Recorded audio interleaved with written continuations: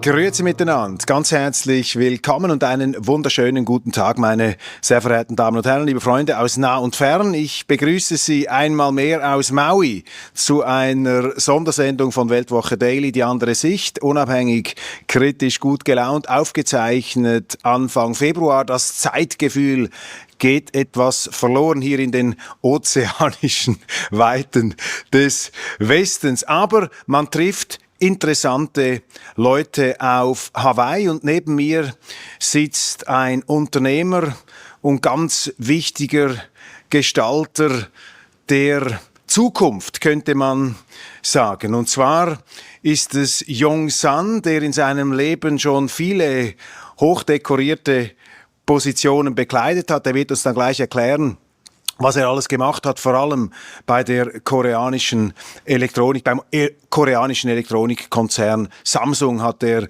bis heute ganz wichtige Positionen inne, aber er ist auch selber unternehmerisch aktiv, hat in den USA studiert, aber er wird uns das erzählen und wir werden vor allem etwas sprechen über die Zukunft der künstlichen Intelligenz, über die neuesten technologischen Entwicklungen, die er als Experte in diesem Bereich auf uns zukommen sieht, die Chancen, die Risiken.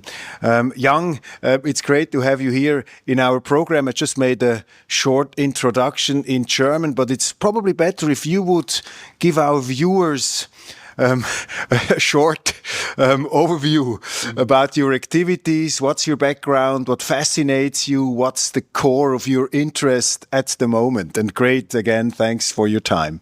Yeah, good morning. Good to meet everybody. I guess I'll just give you some background about myself. I am a technologist who has grown up mostly my life in Silicon Valley. But I had two roles. One is running corporations, and then the other one is a venture capital industry. In the area of corporations, my last role was Samsung Electronics as a president, responsible for all innovations, investment, and new business creation. Today, I'm a chairman of two Samsung-related companies. One is Harman International, Harman Kardon, that you know of it. We are using JBL, AKG, Mark Levinson, Infineon, Bars Wilkinson, and others. And if you are using chips, especially memories, then you know Samsung Semiconductor is one other company I am working as advisory chairman. And then my venture capital fund invests in AI. And I think the discussion today is more around AI topics, which is relevant to not only for me, but I think everybody in the room. Thanks. I mean, it's an impressive way you have behind you, but also in front of you. Before we talk about artificial intelligence, I mean, South Korea is an absolute phenomenon. I mean, the development, the economic dynamics, it's impressive. What's the secret of South Koreans' success, which you also, in a way, epitomize? Being born in South Korea, education in the US, what's the secret of South Korea? Why this huge success of your economy? I would say right now, you're right. Everything is very popular, from K-drama to K-cosmetics to K-food. So gratifying to see that as a Korean. But I think the key here is that Koreans always emphasize the education. On the top of that, they have a hunger because they were not well-to-do. When I was born, the time we were born, Korea was a poor country. Today, they are top 10 member of OECD, and it is very wealthy country. So in one generation, everything switched. And that is just a phenomenal change. And I think the main drive for that is because people are hunger to do better and hunger to do really doing a good job in whatever they do. And they have they really believe in the meaning of contributing to society. You have had a lot of success during your business life, during your career. What was your personal formula that you always followed? I mean, you succeeded also in the United States. What is it for you personally? What would you say to young people who are impressed by your steps? What should they do, and what have you always took very seriously as a principle, as a formula? I don't know, but I can just say in my case, I was always very focused in whatever I do. I was actually more of a sports person. When I was going college, I was training for Olympic Games. And so I think that helped me to focus and discipline. And then you can really apply that to any other things you do. I think on the top of that, because you can accomplish certain academic accomplishment, you have a confidence. Mm-hmm. So the confidence, discipline, and being able to accomplish, it just gives you that ability to then believe you can do anything in society. And then I had the right schools that I went to that help you to learn the connections, basics, and the training that are required, and to be inspired by the people that are better than you. Mm-hmm. So when I was in school, the upperclassmate was this guy named Mitch Kapor, who found Lotus 1 to 3, which many of the people doesn't know, but it was the genesis of Excel, spreadsheet that everybody uses, for instance. Kurze Werbeunterbrechung. Wer kritisch denkt, soll auch kritisch wählen beim Smartphone und Tablet. Das Volaphone Quintus mit Vola OS verzichtet konsequent auf digitale Bevormundung, kein Konto, mehr Souveränität, weniger Ablenkung. Vola ist eine innovative Alternative zum Smartphone und Tablet, Mainstream, frei und unabhängig. Mehr Informationen finden Sie unter vola.online. Ich wiederhole, vola.online, und Leser der Weltwoche erhalten auf alle Smartphones und Tablet einen exklusiven Rabatt von 5% mit dem Rabattcode Weltwoche5. Ich wiederhole, Weltwoche5. And what's your tip when you have a setback, when it doesn't work as well as you think? I guess you had also setbacks in your life. What's most important to overcome adversity? What's your recipe? I think that we all go through difficult time. We all go through hardship. But you have to always believe that it's going to get better. And through the hard work, through the whatever you need to do, you believe in positive outcome. Mm-hmm. So never lose sight of the optimistic side of things. So let's talk about artificial intelligence. This is a huge topic. I was at the World Economic Forum in Davos. Of course, everybody talked about it, about the chances, about the risks.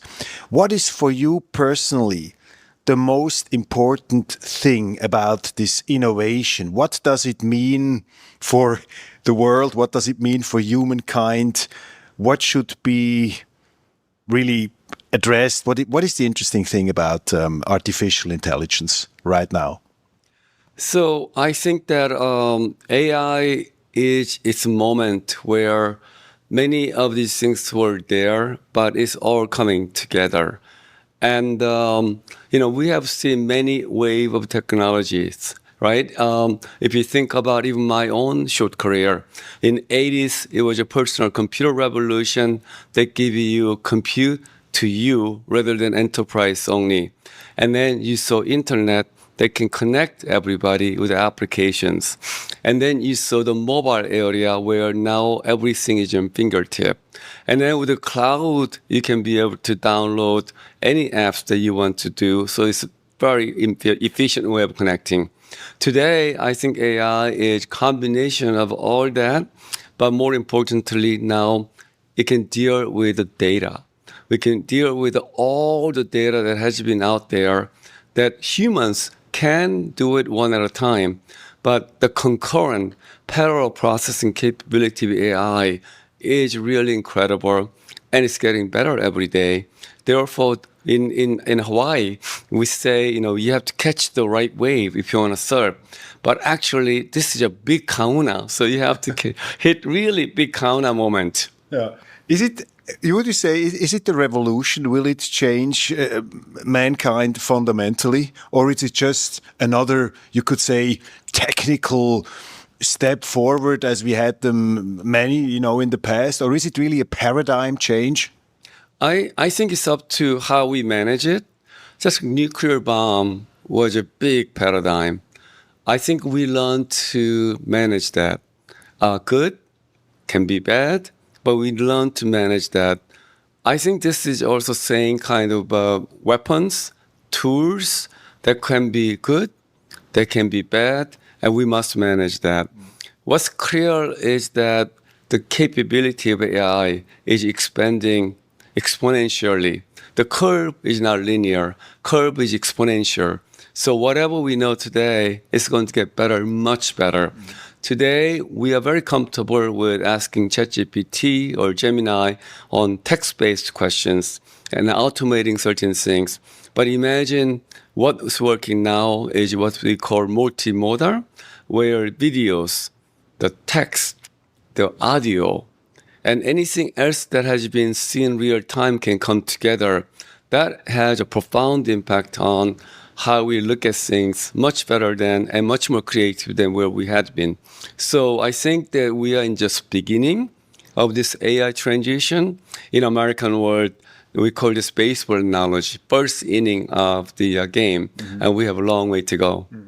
And how will it change the world? What are the developments that you are expecting? What are the big changes, the tide changes even, that are ahead of us? Well, I think today I will call we are in a very early of infrastructure wave. So everything that are going on right now, which is delight to me, my industry, because I work on compute architecture, memories, and the network.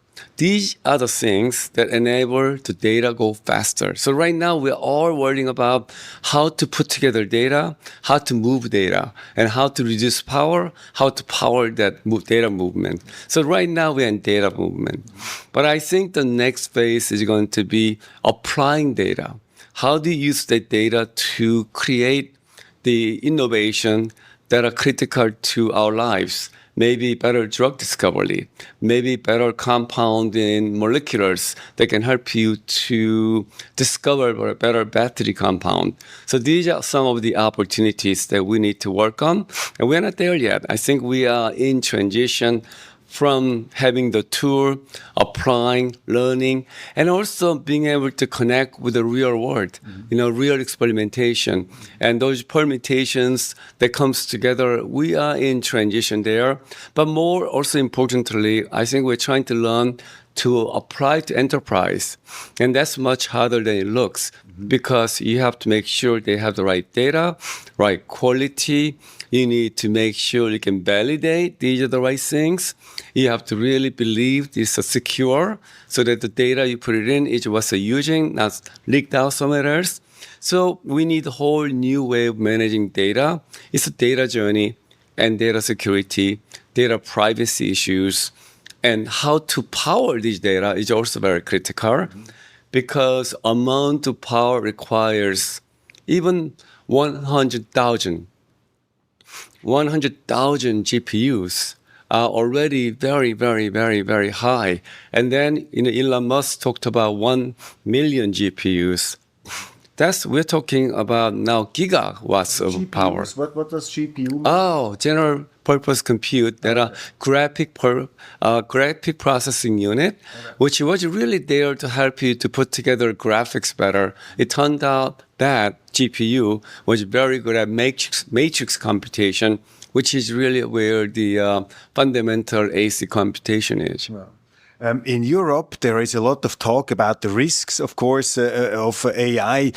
Just to ask a very general question, is this whole development primarily a blessing for us, or is it also a curse? I guess you are more on the optimistic side, on the potential side of it, but can you assess a bit the risks versus the blessings? I think it is like I was mentioning about nuclear as an analogy. It is an opportunity for many, but also if you are not in the race and if you don't invest, it could be a constraining your growth.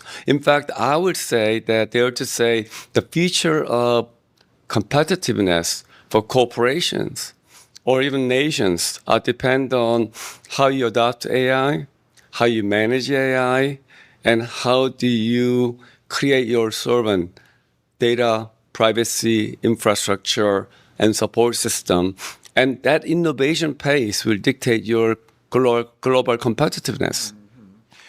Who is in this race? Who is actually ahead? I think the United States, they are really advanced. What about other competitors, and where do you see Europe in this race of artificial intelligence? I had a chance to talk about this subject at the Austria Tech event last year, in fact, last September. They were kindly invited me to speak on this as a keynote. And I was thinking around this subject, and obviously, I think there requires a lot of things that are critical to be successful in this race. I think having a innovative people with creative mind, there I believe the world is actually around some really important universities. Europe has several, and you could say Cambridge, Oxford, ETH, EPFSR, so the university and even in Paris and others. So there is a lot of innovative people, and then you have to that innovative engine have to be used for innovation, and there I think startup is important. But even more important is scale up. So you need to build a company, experiment, and then you have to build bigger companies. And this is where I think Europe lacks somehow scaling, because you need a global market, you need to have a global ambition, you need a global capital, and this is the area of the lacks. And then lastly, then you have to build great companies that came out of it. And if you look at today in AI, many of great companies that are driving it. The infrastructure today, for instance, are done by American companies and Chinese. And you see these companies are becoming bigger and bigger and bigger. So how do you catch up? If you're asking me, like AI service companies, you can say, yeah, I can use from Google, you can use from Microsoft, Amazon. But what is the European solution? And is it okay not to do that? Is it okay to rely on others? Or should you use a Chinese solution, Alibaba and others? I think these are the European questions. I don't have a good answer for you, other than Europe is big enough. It's a big enough market, big enough talent, there's a lot of money, should have enough independence to address this issue. But I think the United States are really making huge progress in this field. I had a conversation with Peter Thiel, the investor, last summer, and he said, like 8 years ago, he would have thought that probably being a tech entrepreneur in China would be a very interesting perspective, whereas now, 2025, 2026, he thinks the United States are really ahead of the crowd. Do you share this? Is the United States really, running away? Getting a lot of, being at the top more and more? And if so, what is it that in the United States makes this country so competitive, especially in this field? What can other countries learn from the United States in this technology industry? I think often the many innovation begins in the US, and the AI is also not non-exception. Part of that is there's a lot of talent pool, not just coming from US. If you look at the people that are driving innovation, I would say more than half of them come from overseas. The people that are coming from, like Yann LeCun from France, and there's so many other people that are contributing. But I think what US has done, and it's not the government, I would say it is the industry, and it is location. Location matters a lot. And location matters a lot because people have chance to get together even a coffee shop, and exchange ideas, like what Vienna used to do for writers and painters and artists in late 19th century. It's like that. There's a certain place where people hang out like mind, and there's a lot of the innovation path has been coming on. And Silicon Valley just has been unique in that sense. There's great universities, big venture capital community that are willing to support and write a check, and then great companies that keep coming out because of the speed is where I think they have an advantage. So if there's one thing, it's one thing to have a debate. It's one thing to have discussion. But in the area of high tech, it's about speed. And then you have to put enough capital, enough oomph behind it to create scale. And there's only two areas that has doing it today. It's the US and China. And this is why two areas has innovating much faster, not because they have better ideas. It's not because they're better people. I just think the environment enables the speed and scale to go much faster. There was a lot of talk about, China overtaking the United States, China overtaking the West, China buying everything. But if you look at the field of technology, if you look at your life, your biography, I mean, you are the perfect example why the United States is still a great country in the sense that they attract the best talents. I mean, we're not having this discussion now in China. We're not sitting in China. We're sitting in the United States, in Hawaii. Well, you could say close to Asia, rather close to Asia, but still the United States, I would say their trump card, in a sense, their advantage is that they really have a society which is open, which attracts the best talents from all over the world. And I think no other country is up on that level. So this is what makes the United States unique. I mean, we have critical issues also about the United States, but in this sense, I would say you are the perfect example, exemplifying what the qualities are. The United States attracts the best people all over the world. Yeah, I really believe American dream. That is, American dream is not just for American. American dream used to be for everybody. It can be from Europe, it can be from Korea and others. Go there, get great education, and the market is big. There's no constraint of titles or past, and you can make what you make out of it. That, I think, is a really important principle, and it should continue. That's what's going to make this country great. If we stop, if you reduce that, I think it'll reduce its greatness. Let's talk a moment about China. Where does China stand in this technological race? And how do you see China as a Korean? That's also a discussion we have. Is China a danger for the world? Will they use the technology for negative ends? Yeah, give us your take on China. Well, I think China, like Korea, has done tremendous progress for its people in terms of economically, in terms of being able to feed the table, being able to provide industrial power. It has grown and has so much position in the world. I think it is a major mega power. We can already see it. In fact, every industry China went in, they became dominating. And that is I think, the topic that we have to think through.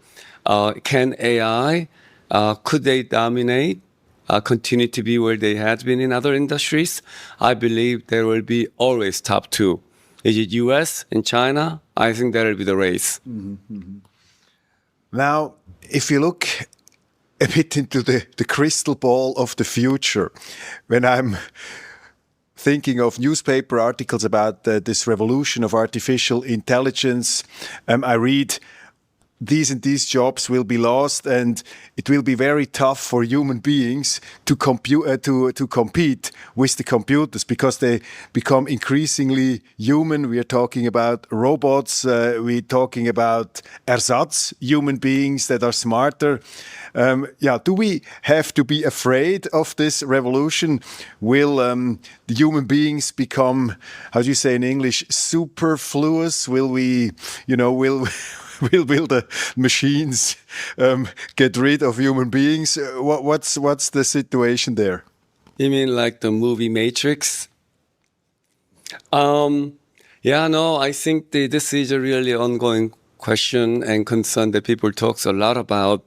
I believe that I think AI can be a very powerful tool to help make progress. And we all, of course, have to really watch what it can do. So, but there are certain things AI can do better than others. Industrial revolution, when it happened with the steam engine, at the time, people worried about this issue too. But it turned out they can get the engine going fast, but it doesn't mean it took away conductor's job. It doesn't mean it took away the jobs of moving things. So I think that, yes, the engine is great, but it's a question around how you apply. I think this engine of AI will be great in sorting our data out, being able to coding better. But, you know, if you are number one, if you are working on a physical side of works, I think you will always need humans. I call the brown jobs, you know, the white jobs and brown jobs. Brown jobs may be safer in many ways because you still need the electricians, you still need the plumbers to go in and being able to figure out how to do that. But meanwhile, I think white-collar job is first time more, let's say, concerned, particularly younger generation that are coming out of college that are just used to do software coding. You know, those jobs are going to be more threatened. I would just say the people that are coming out of, let's say, liberal art, artists and others, their job may be better because creativity is something that's still very germane to human. Although I think there is a lot of things that are coming. They can be able to compose music, compose, you know, art, and they are so good. It is mind-boggling. But at the end of the day, I think still what AI today is being able to predict and do it better than humans can because they can put a lot of these things in compute in parallel. But there is also limit in what they can do, and also the emotional side of human, and being able to agree and disagree, and being able to have that discussion. I think it's going to be very hard to do. Can a machine be truly innovative, creative? It's a good question, Mark. And it's around the question of AGI. Are they going to be better than humans? I would say right now humans are much better, but the gap is narrowing.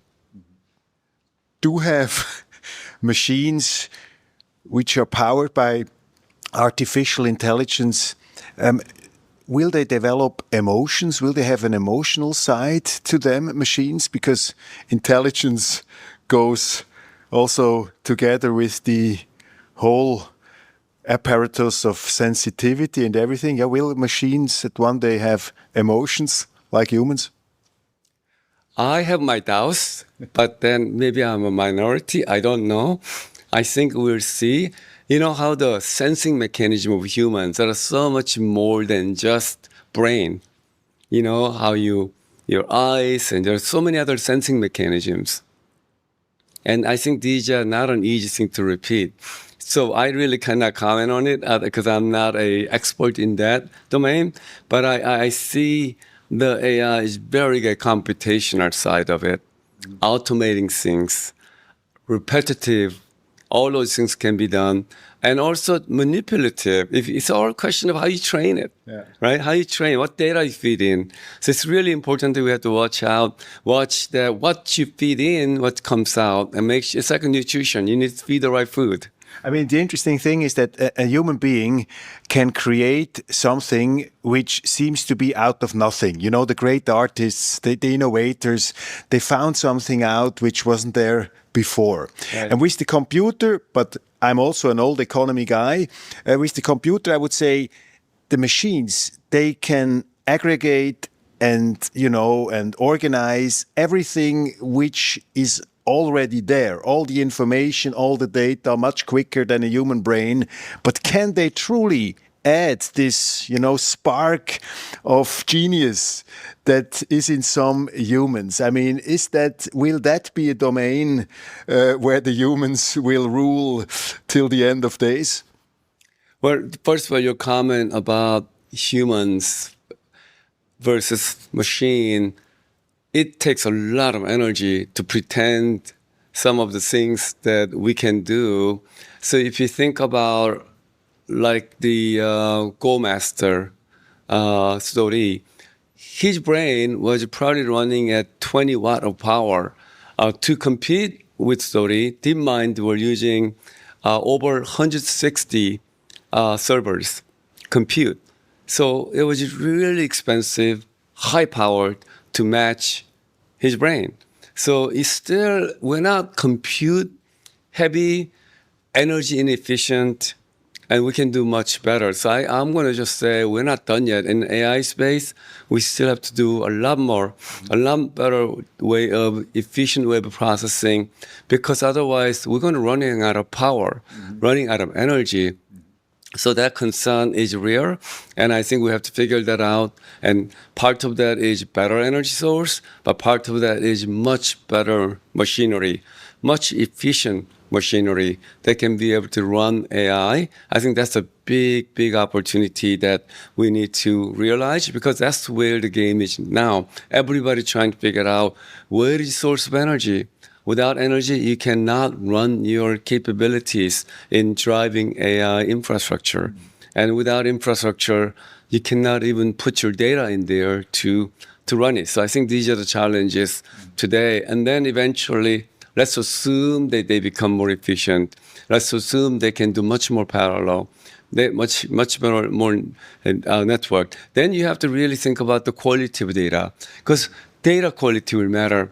Depend on how you feed data, it can hallucinate, or it can be able to give you the kind of outcome that may not. And then lastly, you have to figure out how to judge what's coming out makes sense or not sense, and validate that. And that's also not that easy, right? So we're still in a journey. I'm not optimistic that there's a lot of benefits, but there's a lot of challenges to work on.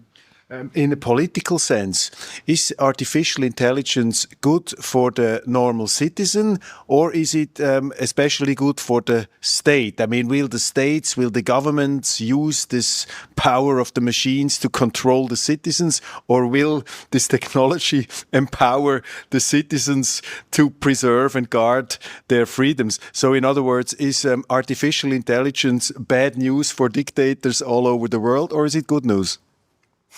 I think that one thing that I am concerned about is, because AI is so expensive, it's so power hungry, and it's so hard to do by ordinary people and small companies. I believe the power of AI is going to go to few people. And the bigger you are, the more you can afford it, the more power you're going to get. And this is something that we should all think about as a citizen, because nobody wants to have all the power in few companies. Today, if you look at AI race, really the 6 companies are driving most of investment. That means most of compute power is going there. I'm talking about outside of China. But even China, there are few that are concentrated. So the power is probably AI compute is really driven by probably 10 companies. And 2 countries. Like if I ask you, who is a European champion, who is a European AI data that are staying in power today, it's hard to say, right? I think that's the dilemma smaller countries have. So the sovereign data center, putting their data in their country is becoming very important. So countries like Korea, Japan, Saudis, and everybody else is trying to figure out how to manage that going forward, because they don't want to put all their data in some big machines that are out there. What do you recommend the Europeans, especially the Germans? They're also very technology-oriented people, but also a very small country like Switzerland. What's your recommendation to us? What should we do in order to use this technology in a way which is good for our countries? Well, I think you have to insist on making sure that your data stays in your country, the data is protected, because data is what's generating the AI outcome, and also take advantage of best technology that's available through partnership. So I think you need to get an access, but protect your interest. What do you recommend young people who have their lives ahead of them and think about what to study or get an apprenticeship? What's there? What's important to survive in this new world of artificial intelligence? Well, I think that there are tremendous opportunities as well as concern, but I think that I started my own company out of MIT Dome. So I'm a big believer of trying to innovate, trying to take a risk, and then you learn a lot about what you don't know, and it helps you to be more successful. So if you have some idea about entrepreneurship, I encourage that.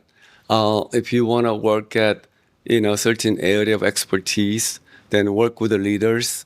I think that there's also a lot of jobs that's going to need human care. Those jobs, I don't think will go away easily, like nurses, doctors. I don't think you can just automate nurses because they have to deal with so many different issues than just some kind of prescription, right? You have to deal with care, you have to nurture, you have to touch, you have to have conversation. So I believe there are many jobs that are critical. Teachers, education will change, but teachers are still needed to help the bond to the people that are teaching. And I think that we are not just numbers. We are more than numbers. And that's where human comes in. So the machines will help us to become more human and to focus more on our core qualities. I think so. Do what we're good at, and then use the machines where they're good at. I mean, many politicians in Europe, they're of course talking now about the loss of jobs that has to be expected. They say artificial intelligence, that's a job killer machine. Just a little remark on that. I mean, when I look at a movie, when I watch a movie like Avatar, which is made basically on the computer, you have some actors, of course. But at the end, when you see how many people work on such a movie, it's much more than like 70 or 80 years ago. They had much fewer people working on a movie. So even the whole technology needs a lot of people just to manage the technology. Or do you see like a mass destruction of jobs ahead of us with huge social upheaval and things like that? These are scenarios that, of course, are used politically to scare the people. Are these fears grounded in reality, or is this just political propaganda? Well, I talked about the innovation wave. One of the first innovation, really big scale innovation that we all went through not too long ago is the Industrial Revolution, where steam engine really came in, automate much of very hard, back-breaking work. And I think the job didn't go away. Job changed. Instead of taking the core by hand, you can use now machinery. Instead of carrying things, you can now use some machines, the trains to carry thousands of miles. I think there are certain things we're going to get benefit out of technology. I think much of things are all change, and a lot of human touch area will continue to evolve, but we have to evolve. And what does it mean for my business, for journalism, for the media, for the whole public debate if you have highly intelligent computers shaping information, delivering information? What's ahead of us there? What should media companies do? Well, I think this is an example of some changes going to go through quite a bit, just like broadcasting companies. You had to go through a lot of changes because streaming media. It's the same thing. I think that ability to write, I think it may become much more efficient. But how do you know the data that are in there not hallucinating? So there have to be still some human judgment in the loop. And I worry that automating that by machine we could be really feeding the wrong bias. The bias can create all kinds of issues that could be seed of this problem. I think the other is that we should be all aware that they are there to support, not trying to manage us. And we should be the manager. We should be the boss. Humans should be the boss in the loop. But I do think that your industry will go change a lot. But this interaction like this, being able to talk to the real person, getting a perspective, still hard to do, right? So I think this is where I think generalism continues. And if you compare all these different artificial intelligent apps that we have, like ChatGPT, like Grok, is it more or less the same, or do you see particular differences, strengths, weaknesses? What is the best? Which is the best company at the moment on this field? You know, it reminded me of like 1990s, right? Who has the best browser? What? At the time, Google didn't exist.